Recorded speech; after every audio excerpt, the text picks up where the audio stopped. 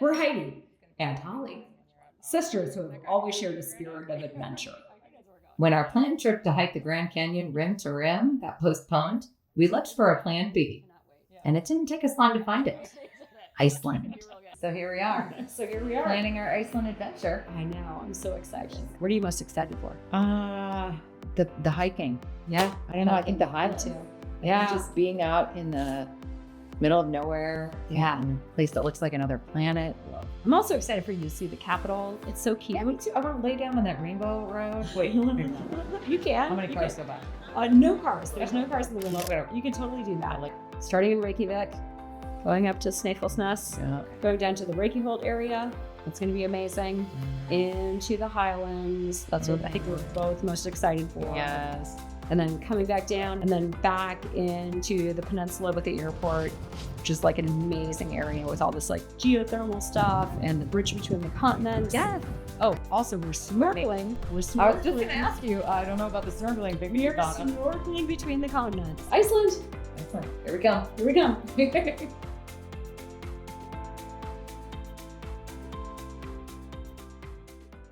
Before we knew it, it was finally time to fly to Iceland. We played it safe by building in a many-hour layover, and because of that, everything went really smoothly. We even had time for a meal and a drink at the airport.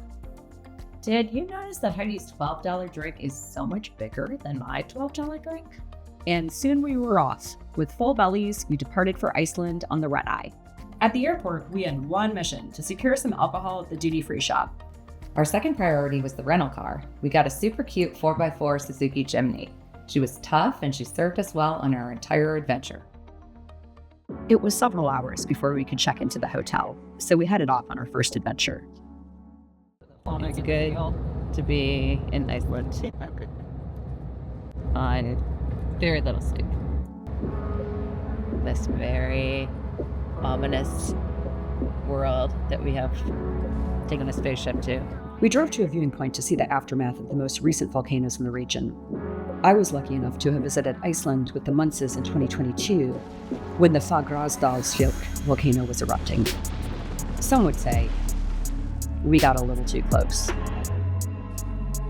Although there was no current eruption, we were in awe of how much previous eruptions had changed the landscape. Smoking right by the road. This road you used to not be able to stop on. Do you see how it's smoking along here, Paul? Yeah. That's because it's still hot.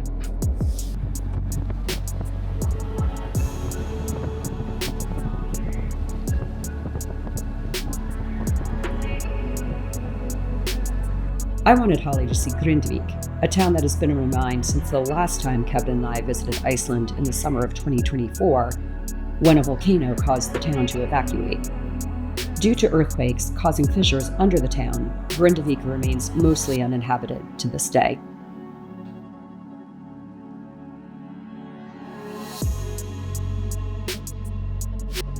Crazy that's right there. The church is right there. Our next stop was the infamous Blue Lagoon, where people come to relax in naturally warm, mineral-rich water and have a drink. We knew we had a lot planned for day one of our trip, but I felt like I could stay in the lagoon forever. I mean, what's not fun about this? We drove to the city, where we would spend the night in Reykjavik, the capital of Iceland. We took a 40-minute nap at the hotel, threw on a scarf, which is all you need to be well-dressed in Iceland, and headed off on foot to dinner. We passed the Rainbow Road and arrived on time at Dill. Dill is a Michelin-starred restaurant known for its focus on new Nordic cuisine using local seasonal Icelandic ingredients. Each of the 13 courses was as delicious as it was beautiful, and the wine pairings were just perfect. Day 2 began with a more thorough exploration of the city of Reykjavik. We grabbed some pastries and coffee and we walked around the city, stopping at some shops, and then made our way to Hallgrímskirkja, a church known for its basalt-inspired columns. Outside of the church stands a statue of Icelandic Viking Leif Erikson, who discovered the continent of North America 500 years before Christopher Columbus got there. This statue was given to Iceland by the U.S. government in 1930, so we've known that Leif was the first foreigner to discover America. I wonder why he doesn't have a holiday in the US. It was time to hit the road to Snæfellsnes Peninsula. We began at Gyrdeberg Cliffs. Here we climbed a steep slope to the top, where a tall cairn overlooked the cliffs. Although cairns have become controversial in Iceland due to their weight harming the fragile soil below, I still warned Holly to be careful around the unbalanced-looking cairn. Holly doesn't listen. Holly? Yes. Did you knock over the cairn?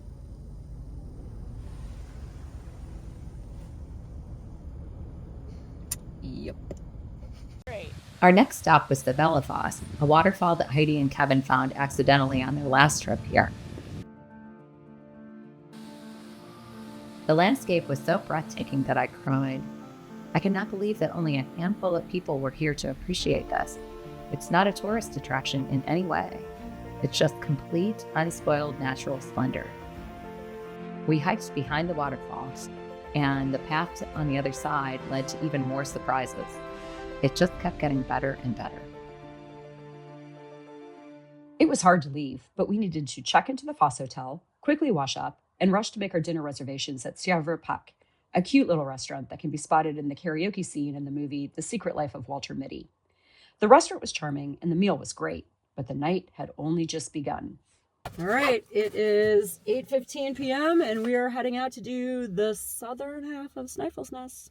We don't need to sleep because it's day all day long. Midnight sun, baby. Yep. We started our nighttime adventure by visiting Kirkjufell, one of the more iconic mountains in Iceland due to it being featured on Game of Thrones. I was hoping for clear skies so that we could clearly see to the tops of the lush mountains in the area, but Iceland doesn't deliver good weather on demand, and you just have to appreciate what you get. Where to go next? How about taking a peek down the opening of Saxhol Crater? Yeah. It takes the climb against the wind to get there, and I would like to say that it was worth it, but it looks pretty much exactly like the ground around it. It was good exercise, though. The next stop was to take an up-close look at the Langranger sea stacks. From the parking lot, we began a careful hike to the edge of the sea. At this hour, it's as dark as it's going to get for the duration of the night, and between the sound of the waves crashing on the shore and the relative dimness, it felt a little ominous. On our return to the parking lot, we went off the path for a moment so that I could get a picture of Holly on a moss-covered lava deposit. But as I was getting the camera out, something caught her eye. Oh my gosh, so we just had the most unbelievable experience that we've ever had. Crazy. In a little cave, 3 little big boxes, and they like frolicking and going through the tunnels. The most adorable. I can't believe how cool. We got a ton of great footage, so you guys get to see the boxes too. Yay!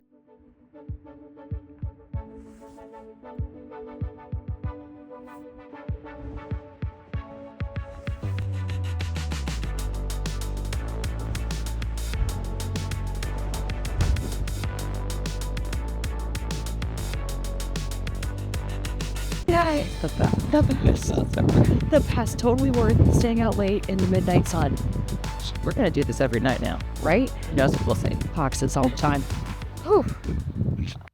By this time, it was pretty late, but our adrenaline was flowing, so we made one last stop. I had always wanted to see the little black church known as Budakirkja, and I was sure we would be alone to get the best photographs. And the gloom of the hour provided just the mood I was looking for these pictures.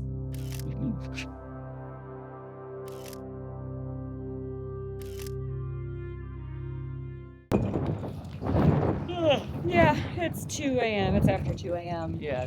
Been out since 8 p.m. for our second Wednesday. And we have to be out of here by 9 a.m. tomorrow, so it is time for bed. Actually are going to have to do some sleeping, even though it's really irritating to have to stop. We're stopping.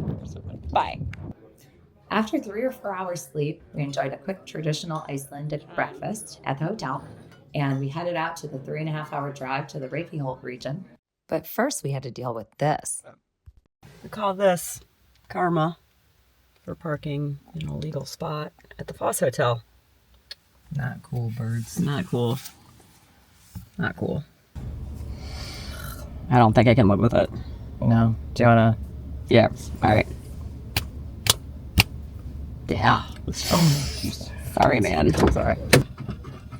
Oh, Holly's pretty nice. Taking one for the team here. Real gross.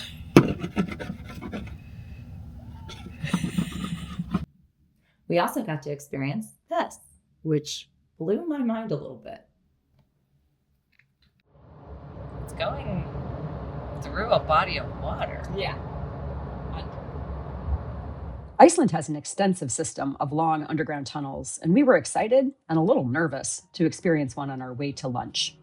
Oh, I forget the name of it now. Freitheimer Farm harnesses geothermal energy and uses artificial lights and a climate-controlled system to grow tomatoes and other vegetables all year round.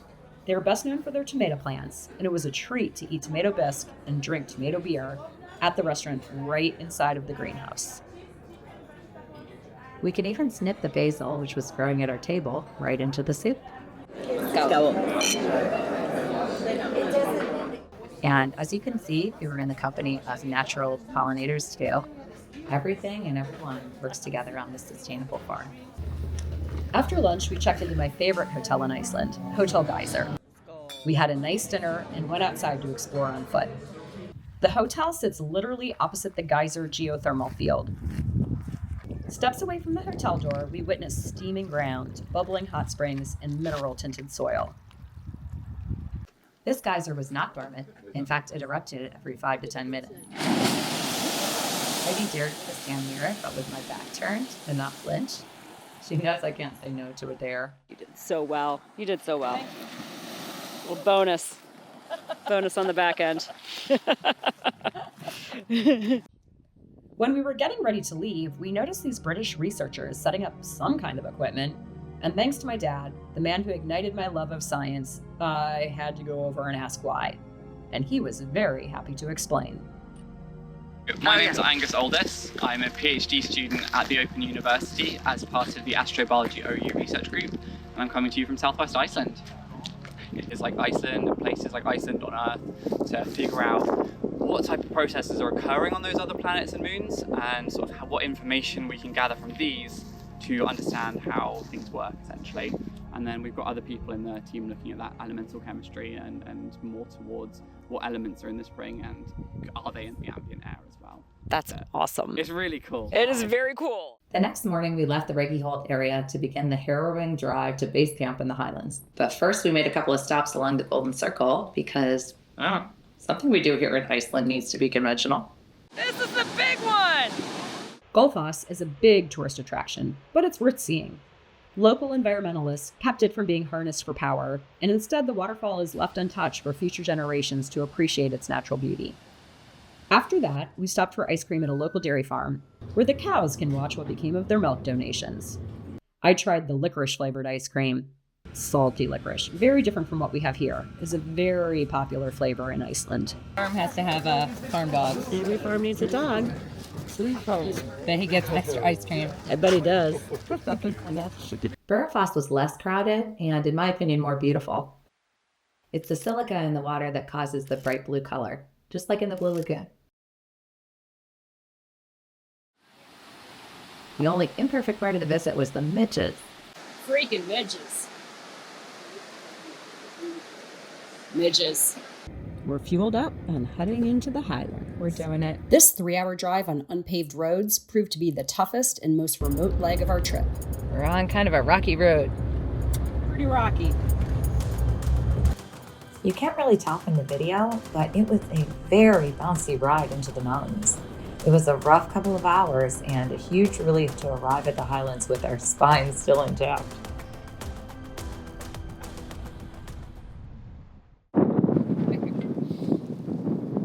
All the things we need. I was excited to show our base camp lodge accommodations at Klingerfeldt to Holly, and she agreed that we could probably rough it here fairly comfortably for a little while. This is so cute! Oh my gosh. Not leaving. Wow. Private thing. That first night, we played around with the drone in front of our camp, then had a meal in the lodge, and headed out for a 2-mile warm-up hike for what was to come the next day.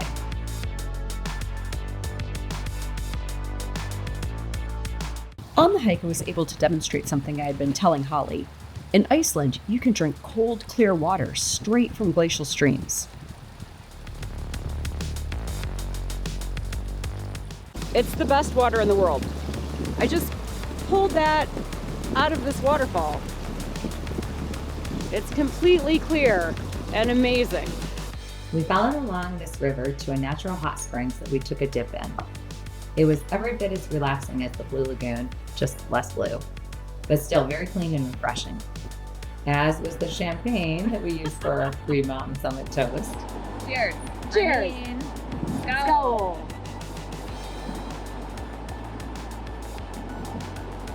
Did you want half of it, or can I? Maybe a sip. Okay. It's all probably going to go on the outtakes, but I really love you. I really love you. It's not just alcohol. It isn't. We're having the best time. We are having so much fun. Legitimately, we're having the best Oh time. my gosh. Also drinking, but Well, we got a little drink going. Okay. It wasn't full when I started, but it wasn't empty either. it wasn't empty either.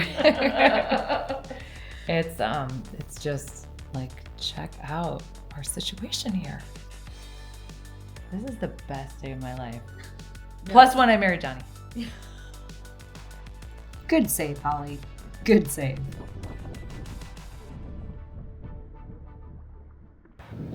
All right, here we are. We have been waiting to do this hike in the Highlands. We are about to embark on Manir to Hveradalir. Here we go. In the first few minutes of the hike, I had already taken no less than 100 pictures and videos. I wondered if I would ever see landscape that was more beautiful in my life, and I wanted to preserve every second of it.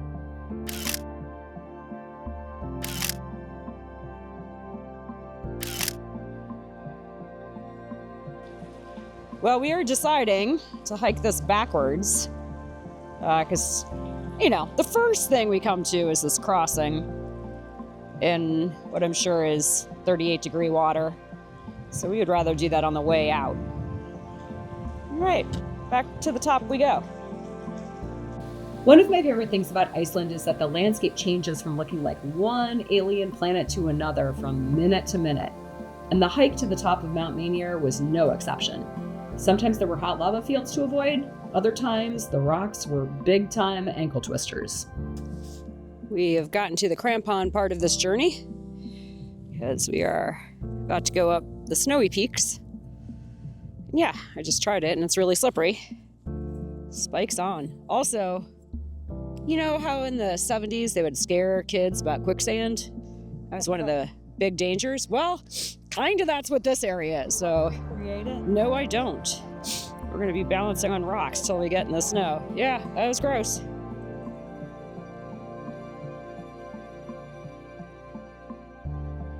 We are about to have our solitude ruined by some folks who saw coming up over the ridge. We've had this place to ourselves for hours. Obviously, we're not making fast progress, but that's okay. Look at that. Look at that. Clean, clear, glacial water. This is going to be the better water. It is. All right, we're like about 1/4 of the way through this thing. Now we're at this ridge. Got this snowy ridge to go up next. And it's just pretty flippin' gorgeous here. Hotley says they gave us a little summit a third of the way to keep our spirits up. Some new sights back here. So that's nice. Yeah. But we're going there to that black tip over there. So, miles to go. We're about to embark on the world's largest gravel pit climbing. Behind me there. Yeah. We think we found the trail. What do you think? It took a big push to do the final climb to the top. We looked at all trails later and discovered that it was 80% grade at the most difficult spot. That meant that even with poles and crampons, it was impossible to remain upright without falling backwards. So we had to bear crawl for 45 minutes up that portion of the climb, following switchbacks that were barely visible in the rock. It was hard, but it was so worth it. That was a lot.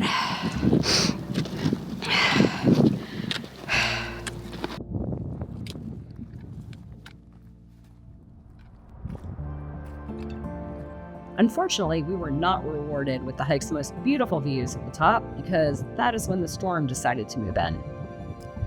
We made it to the top. Whew. It was hard. It was hard. It was so glorious. And it was not raining.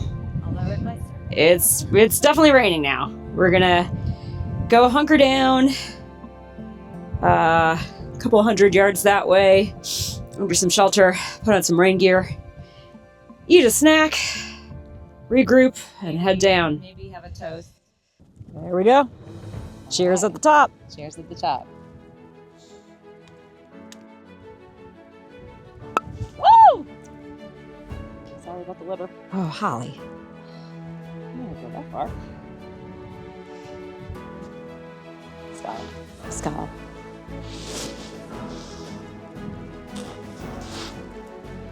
Some facial chocolate. Thank you so much.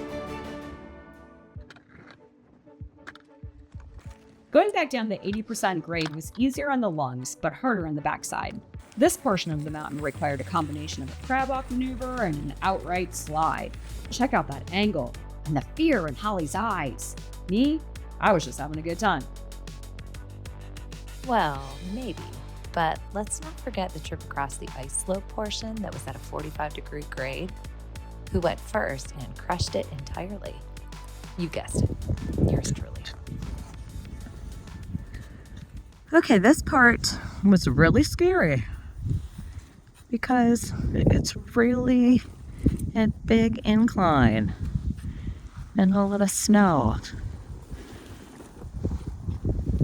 and very, very slippery.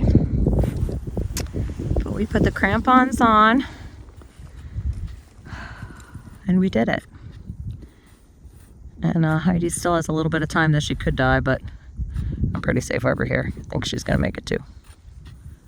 Well, hopefully you could see this M back here, which is the path we took across this snowy field, which it also does a good job of showing you that if we had screwed that up, we would have fallen way down there.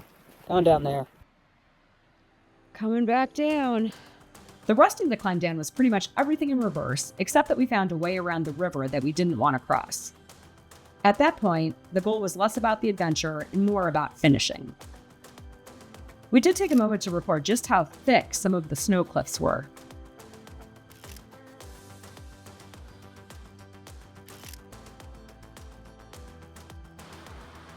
Well, it turns out sliding down the mountain on your butt causes I don't think I'm going to be taking these home. a little bit of damage to your pants. That was a rough ride down. Very rough ride down. We made it to the top of the mountain. We did. Where's your beer? Oh. All right, here we go. Okay. Scowl. Scowl. We made it to the top. We made it to the top. We made it back. We didn't break. In one piece. It was all the things we wanted out of that trip. 100%. We felt so proud. Rated hard in all trails, this hike had it all. 2,000 feet of elevation gain, 80% grade, geothermal hazards, unstable ground with gravel scrambles, ice and snow crossings, and a lack of clear markings near the summit. It was exactly the kind of adventure we were hoping for. Woke up to a very, very windy day. Glad we hiked yesterday. Holly was happy to get a second chance at successfully adding a stone to a cairn. Success. Well done. Look at those beautiful braided glacial rivers. Hopefully the wind dies down and we can get the drone up there. Well, we wanted to fly the drone here, but I don't know if you can hear it. There is a very, very mad seagull. Very mad. Which makes me a little leery about taking it up. We're gonna try to keep it low and see what happens.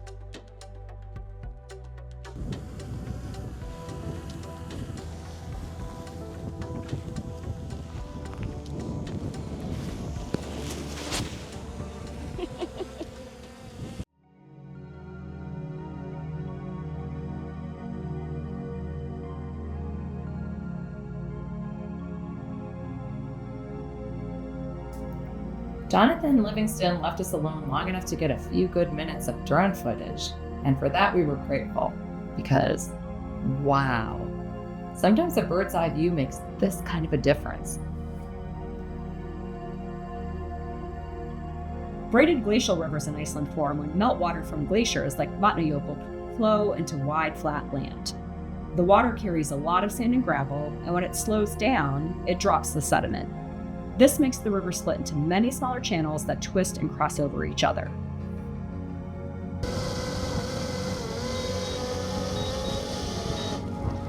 Very nice. Impressive. Never took a class. For our last morning in the Highlands, we decided to get up at 6 a.m. in order to have a few hours alone, hopefully, at the place where the hike to Mount Munir began. That area is known as the photographer's dream for good reason, and we wanted to have a bit more time to enjoy it and capture its unique beauty. Heidi brought her drone and flew it high above us. It was a great time until it wasn't. Here's my awesome sister. After I give her a hard time about losing one little cork, she's trying to help me out.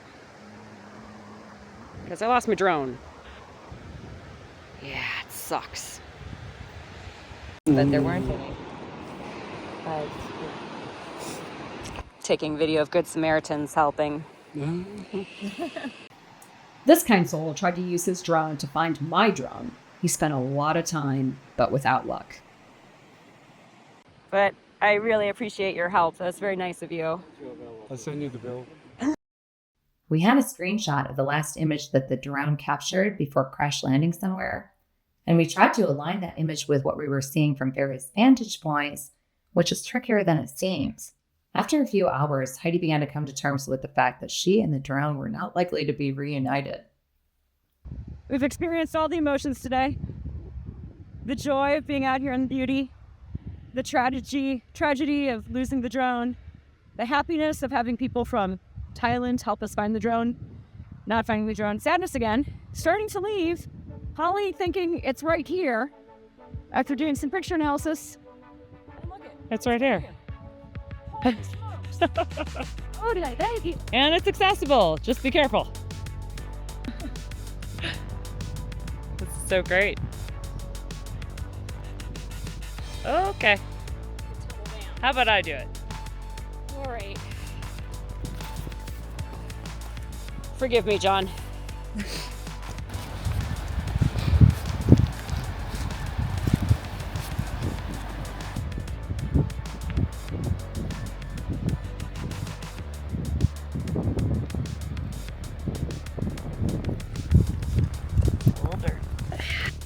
Oh, yay!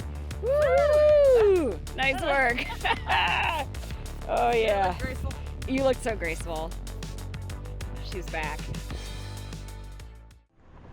It almost broke our hearts to leave the Highlands, but with the almost unheard of temperature of 62 degrees Fahrenheit plus sunshine, our mood improved dramatically. It was going to be a beautiful day to be outside in Iceland, no matter where the road took us. We were in a time crunch to make it to our snorkeling appointment, where we would swim between 2 continents.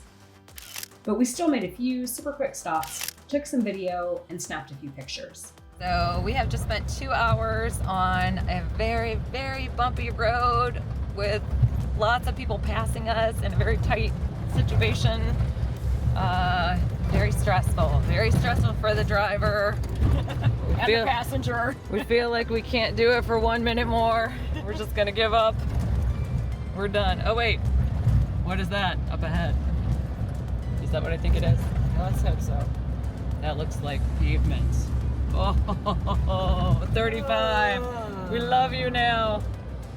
Phew. Okay, this part's gonna go a whole lot faster. Nice. While gearing up, my wedding ring got caught in the wetsuit, which made the guide comment on the size of my ring. I insisted that it was small, which could have potentially insulted my husband again. Sorry, John. Love the ring. You look great. How big is your ring? It's not that big. It really isn't.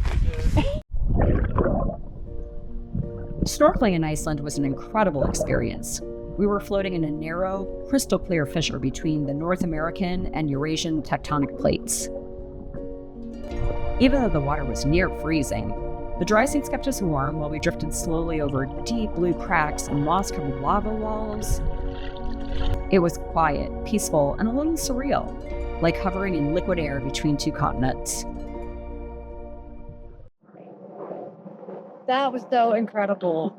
I mean, oh my gosh, you wouldn't believe what's under the surface of the water. Why do you have that thing on your head? Oh, it keeps the midges out. It does. Look at all these midges flying by the camera. Are there any? Not by her. No. Not by her. No flies on her. We headed to the town of Selfoss in the Reykjanes region. Turns out the restaurant where we dined is housed in the oldest building in town, dating back to 1890. The food was made from seasonal Icelandic ingredients, and the cocktails were, well... Oh man, this drink looks refreshing. How's yours? It's about half the size of yours, again. It's probably good.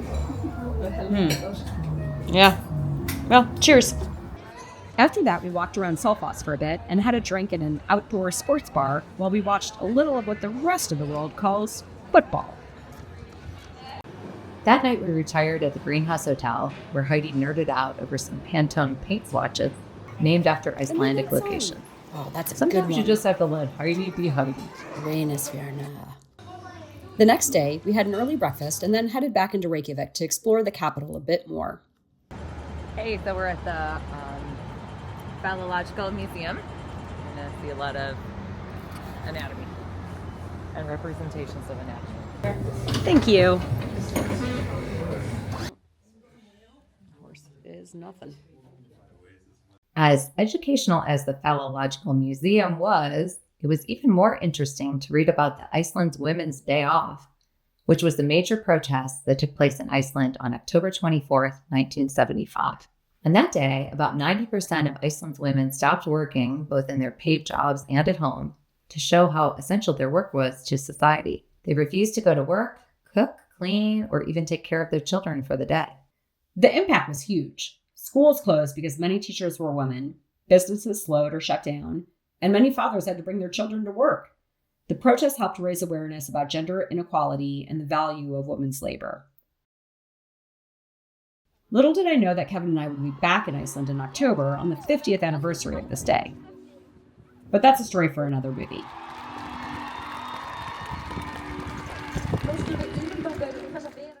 After this history lesson, we decided to pivot to a little day drinking.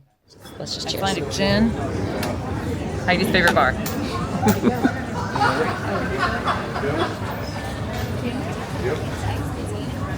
My favorite bar was the Big Lebowski bar, which was full of hilarious representations of scenes of the movie, and so we had a drink there too.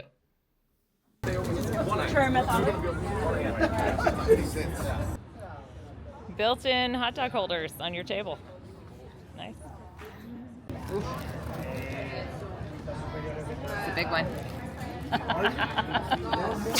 Later that afternoon, we found our way to the edge of the Reykjanes Peninsula to spend our final night in Iceland at the Lighthouse Inn. Holly has been waiting for this moment.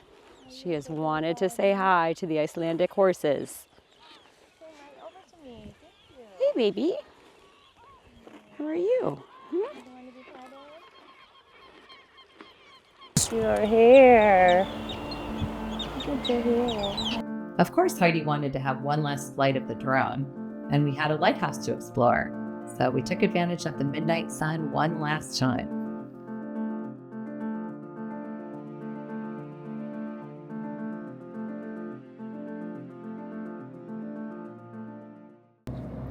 So we were just having a leisurely breakfast when Heidi was checking all of her alerts and things, and we found out that there is a volcano that is brewing and beginning to erupt right now in Grunewald. No, close to Grunewald. Close to Grunewald, which is kind of close to where we were going for our last morning anyway.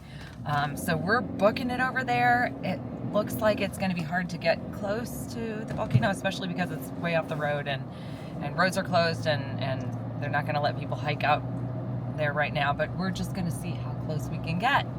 and see if we can see anything, and at the very least, get caught up in the buzz, right? Last day, best day. Grindavik was evacuated last night because of the seismic activity. So those folks are out of their homes again. I feel bad for them. We're going as far as we can in Google Maps to where they have a little symbol that's like showing that they're going to stop you. So we can get a bit further.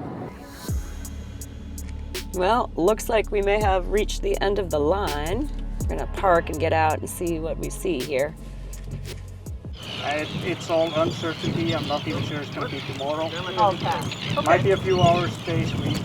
Yeah. Like, Did you guys do that? Did you come from there? No, we woke up the sirens at 1 o'clock shortly after because we were staying in Grindavik. Okay. Because at the time we just took our passports and our phones. Oh, good luck. Good luck to you. Are Oh you my flying goodness. home today? Yes. Oh, We've had a too. great time. So it's Yeah, awesome. it's been great. Yeah. Since our attempt to get close to the erupting volcano failed, we went back to plan A, seeing other nature wonders in our final hours in Iceland. First, we went to the thermal area of Guðakær. The road got hairier than the Highlands. You're all right now. Closer to me is better. So getting there by car didn't really work out. So we're gonna hoof it. Hoofing it. Seems safer. Let's hope we're right. We probably could have gotten ourselves to the crater one way or the other, but it seemed so far away and the terrain was so difficult to traverse. Instead, we went to explore the green dunes set against the black sand in Stórshavik, which looked amazing from the ground, and even better from the view of the drone. One of the things I love about Iceland is you drive literally, I don't know, how long did we drive? 7 minutes? 5 minutes? And your landscape completely changes. Ooh, we're on black sand now. Show that. Black sand, green More green dunes. than I've seen in all of Iceland combined. A lot of green here. After that, we made a quick stop at the bridge between the continents. Who knew it would be so easy to walk from Eurasia to North America and back again? And we went under the bridge where we could put one foot in North America and one in Europe at the same time. Because how cool is that? Holly? No, let's go. Come on, let's go. Too bad we were in a hurry, or she would have let me add a rock for sure. Iceland was every bit as epic as we hoped it would be. And now only one question remains. What adventure is next?